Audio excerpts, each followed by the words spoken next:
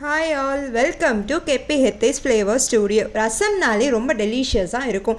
அதுவும் இல்லாமல் நம்மளுக்கு மோஸ்ட் கம்ஃபர்டபுள் ஃபுட்டும் அதுதான். ஒரு ரசத்தை வச்சு ஒரு கிழங்கு பொரியலோ இல்லை ஒரு கத்திரிக்காய் வறுவலோ செஞ்சு சாப்பிட்டா சும்மா அப்படி இருக்கும்.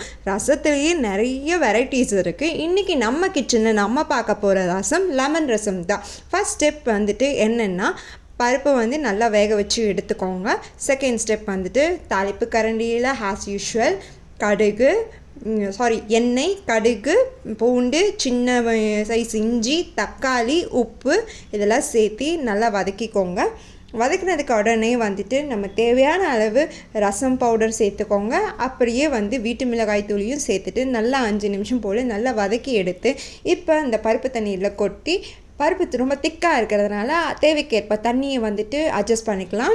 அட்ஜஸ்ட் பண்ணதுக்கு அப்புறம் வந்துட்டு நல்லா கொதிக்க விடுங்க. கொதிக்க விடும்போது ஒரு கைப்பிடி அளவுக்கு கொத்தமல்லியும் அதில் தூவி விட்டுருங்க.